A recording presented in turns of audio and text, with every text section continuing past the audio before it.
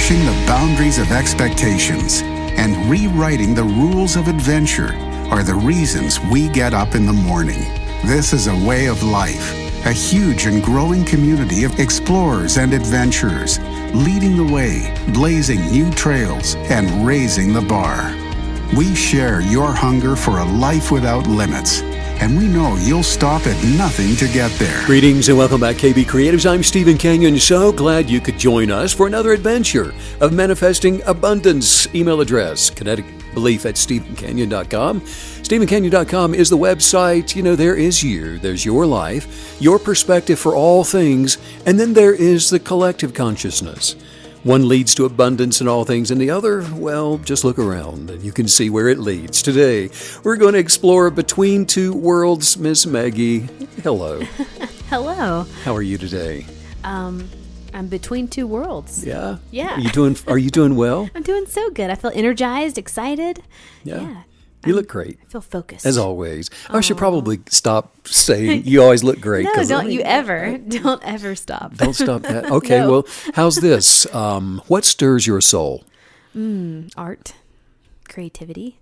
I thought you would probably say that. I was thinking painting, horses, poetry, Yes. music. Nature, Those things. green grass, bright flowers. Yeah. I think it's a great question for anybody to ask themselves. What is it that stirs your soul? Because you know what?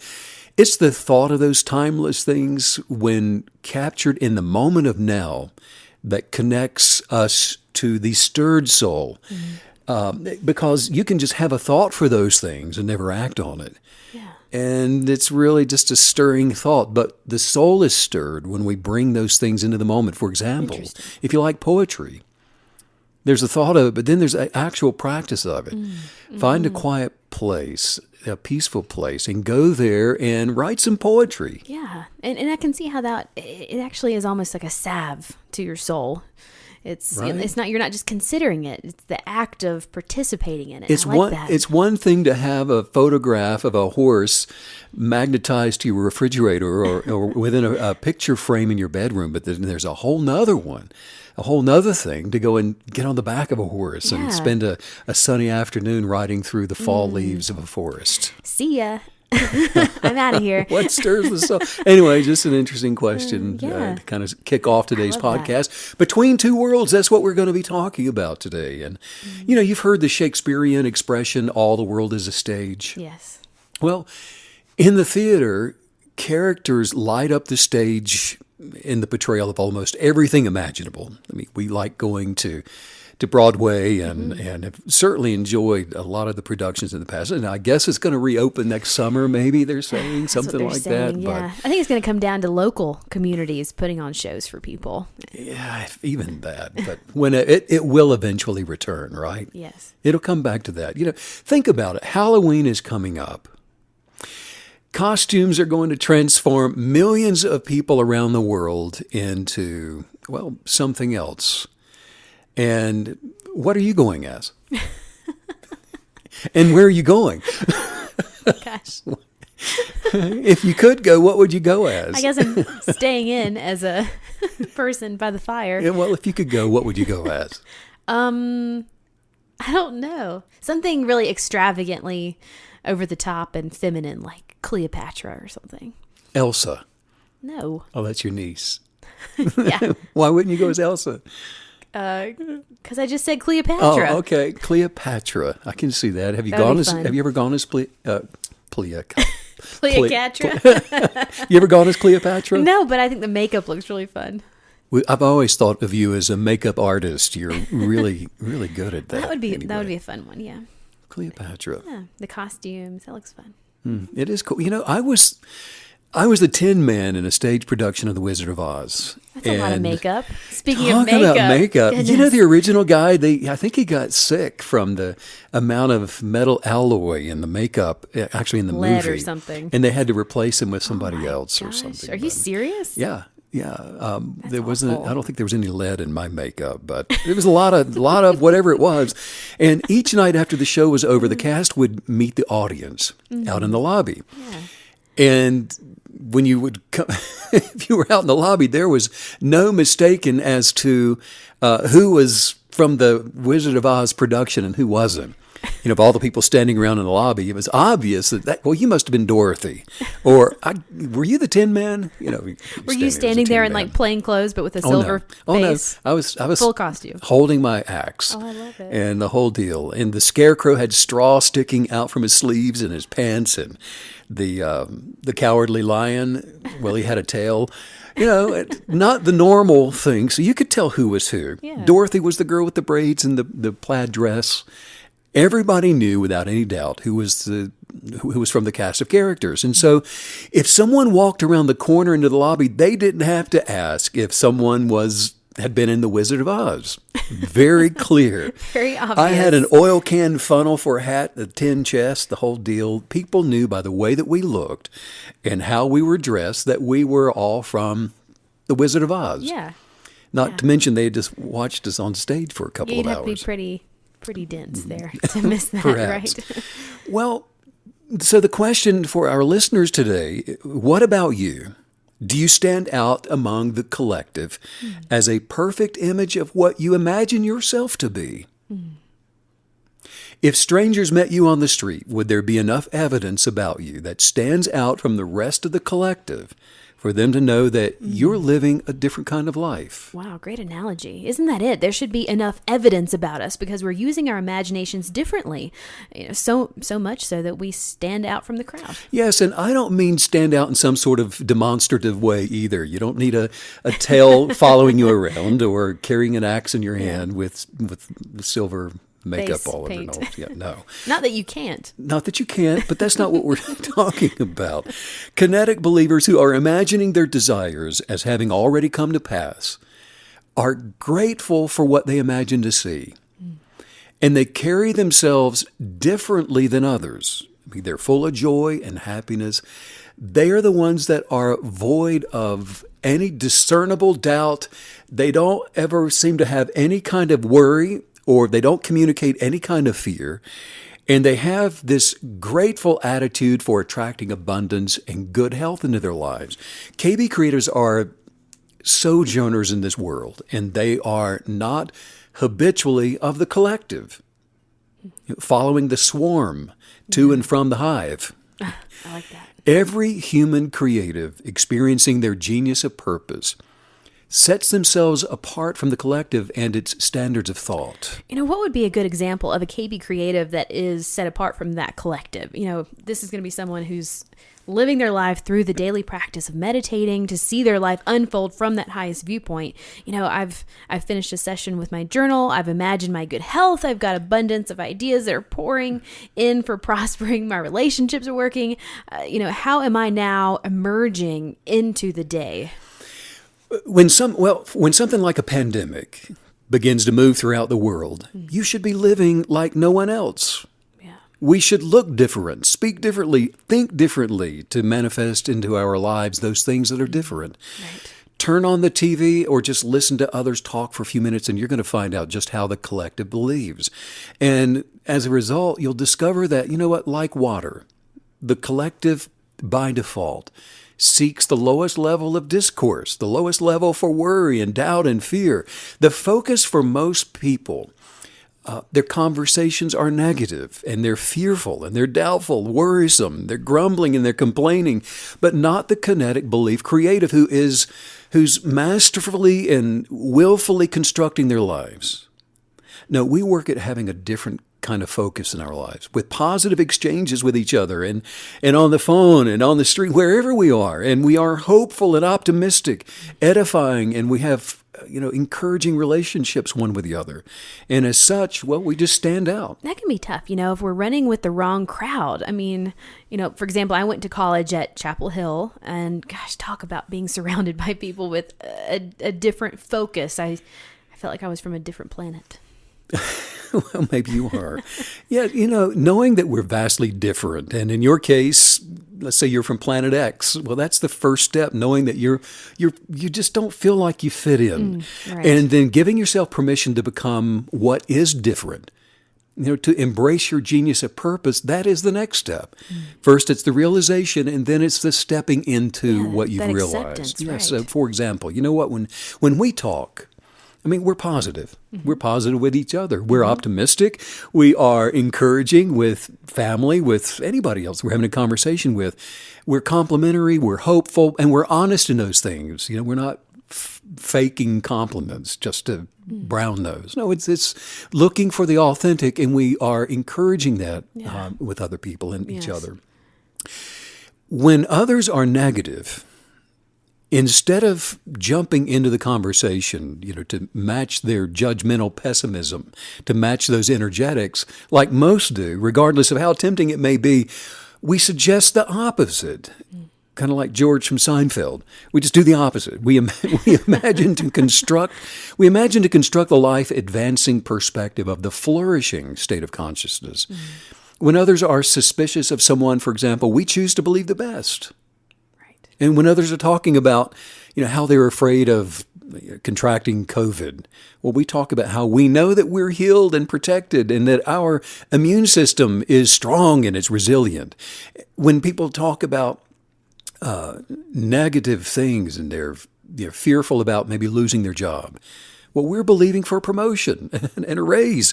We're expecting ideas to arrive and to become us, for expanding and for ingenuity. And we're thinking of the bigger and the better. This is how we align with light of abundance and unconditional love in a world that historically just drowns in the self-proclaimed energetics of the fearful constructs. When everyone else is hoarding supplies, for example, fearing for their health, they're worried about their finances, and they're worrying about losing their jobs. By default, we stand out. And when you're stirring yourself up in the attitude of gratitude every single day, well, I'm telling you, you're going to be a little weird and peculiar. You're going to be a standout. And if we align ourselves with the collective, and act just like the majority of the world, just like everybody else is portraying themselves to be in the news and all this stuff, experiencing the same fears, the same sicknesses, and the same kind of lack, then we're going to have all of the same problems that they do. If you look around at the life that you're experiencing right now, and it's pretty much like everybody else's, it's because you're having the same conversations that they are having. But when we stand out, being confident and at peace, when everyone else is frantic, others are going to actually be drawn to you for some kind of wisdom and counsel. They're going to want to know, how can I get what you have? And then that's when your all is well attitude will just become infectious. And you'll be a light for the advancing life in a dark world of diminishing hope. Adhere to your chosen articles of faith, everybody, your firmly held beliefs, your chosen objectives, the blueprint of your manifesting journal, and speak your kinetic beliefs. I mean, even in the toughest of times, don't change what you talk about, the appearance of things. Look, it has nothing to do with the reality of things. Those who develop in this ability to hold firmly to their desires abundantly attract prosperity, and their lives will exemplify to everybody else exactly what theirs could also be. Wow. I'm so glad that we're able to share our story through these podcasts. I mean, you and I are always amazed at how vastly different each year is from the next in our lives. 2012 was totally different than 13, and 14 was totally different than 15. Things don't stay the same. No. When we're choosing our articles of faith, holding on to our beliefs, and putting a demand, like you're teaching us today, putting a demand on things to change. Yeah, we can see the journey of kinetic belief that it has us, and on the effect that it has on us just by looking back at our lives, Yes. looking from where we came from, looking at last year from today. We will pull up photographs on our phone and go, can you believe that this is what we were doing on this day 1 year ago? And just in the same way, can you believe that's what I looked like?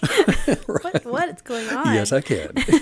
But it's always fun to ask each other, where do you think we're going to be in 1 year? And then we're just like, it is impossible as a KB creative to know what our life is going to look like in a year from now, because we're open to possibilities. We're open to attracting things that are far greater than anything that we could have actually ever thought of or imagined before. We're open to the journey. Yes, open to the journey. And so another way that we should be standing out from the collective, it's in our standards that we have for ourselves. And this is vitally important to advancing our mind, body, and soul. Fitting in with the collective means to do as they do. And most often, this is the result of needing some kind of validation in your life in response to the fear of being rejected. It's just the desire to fit in. It's what leads to gangs forming in the rawest of forms. This can mean gossiping right along with everybody else, being petty by putting other people down, pointing out what you think is wrong with other people. It simply means following the cool crowd, and this can be the result of being disrespectful or wallowing in the negative energetics of depression while making sure everybody knows that you're depressed, that something's wrong. I mean, why waste a good depression on an audience of none? People like this, Make sure they know. They dress up in what's wrong and they head out the door every single morning. Yeah. Anyone that feels a deep desire to fit in, it's only a matter of time before they just start lowering their standards. And so from the beginning, factions around the world, cultures have shown, again and again that people are greatly influenced by those that they spend time with. Yes. The crowd that you're running with. Of course, yeah. For example, those who spend time with people engaged in criminal activity, even if they initially oppose what they see everyone else doing, eventually end up as criminals themselves. And the energetics of affliction then becomes them, and it changes them. Studies also show that, where people are far more likely to get a divorce if they have multiple friends in their circle of influence who are also divorced. Interesting. Anyone looking to fit in with the collective will begin watching shows, for example, and movies that they wouldn't normally watch. They start reading about things that they normally wouldn't read about that contradict their genius of purpose.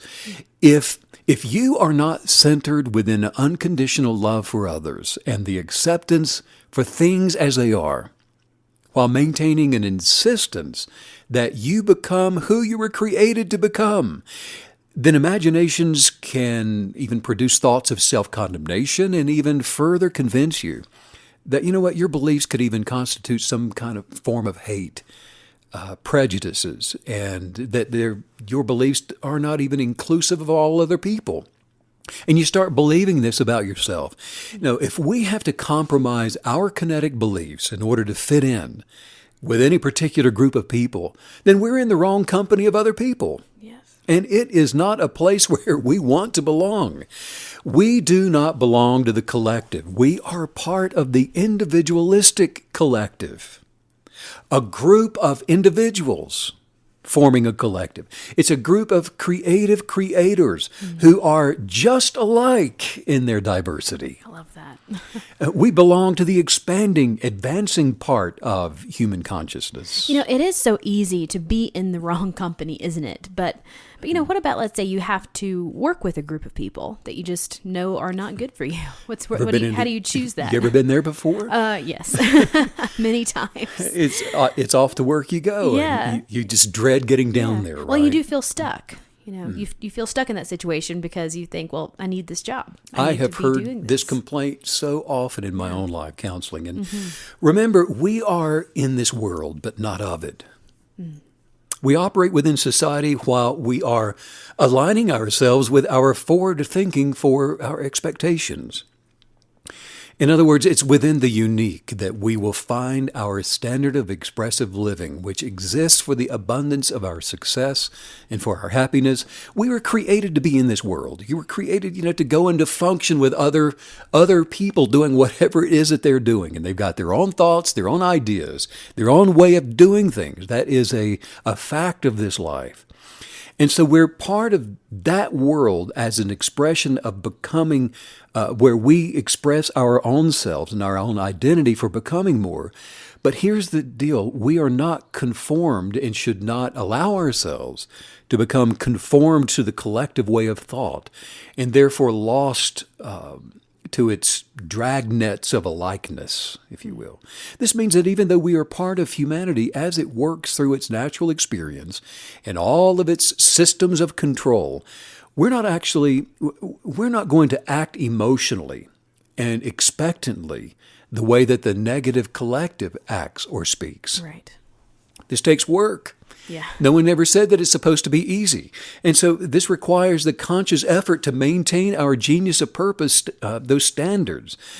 And, you're right. Not only is it not easy to head off down to the place that you got to go work every day when, you just know you're not like those people, but it's actually not possible to straddle a fence of expectations and continually attract the better of the two. Right. We can't act like one thing and be another, for example. As such, you know what? You can expect to stand out when you get down to the office. You're going to be a standout if you're holding to your standards by not standing in. We get to choose what we will believe and then see it attracted into our lives. We were created to be the deciding factor, the final authority of our own lives by choosing what we will align our desires with in order to become us. Not neighbor Ned, not cousin Carol, server Sam, not teacher Tim or coach Carl. the immovable, unchanging kinetic beliefs for our desires follow the creative authority of our imaginations for more. Dr. Seuss. No, I don't remember that Dr. Seuss book. No, we can follow after Dr. Seuss like if that. you want. No, there is an ancient proverb which says, "The wise walk with the wise." So we choose the crowd that we're going to align ourselves with. And if the people that you're around are making poor choices, saying and doing things that don't agree with your kinetic beliefs, well, it's time to cut those ties and find attract friends who are going to encourage you to be able to go to those higher places in your viewpoints and those that will also support your thought forms. And I really like what you said about what to do when you have to go to work and it's not the ideal place for you as a kinetic believer. It was really powerful the way that you said, expect to stand out, because that gave me this feeling and this concept that, it's going to be a lot easier if before you even get down to said place, you're imagining yourself standing out. You're imagining yourself as the light in the darkness, that you're imagining yourself as that person, because then when you show up, it just sort of fits your narrative that you've already created in your imagination. And so instead of being sort of shocked by the place that you're going. Well stated. It's matching your expectations. Yeah, that's very powerful. Very, very powerful. Anytime that you can set that intention and set that imagination for a place before you get there, I just think that really gets you down the road as far as being successful. Managing our expectations, what we're doing is we're giving ourselves permission in advance of the occasion. Yeah. Imagine yourself as Mary Poppins swooping in and making everyone's life just glorious and wonderful while you are there. Great analogy. Absolutely. Look, if you believe that the only difference between you and those who follow after the negative unctions of this world is that you're expecting to manifest something better than they are, you know what? You're still going to miss it. True.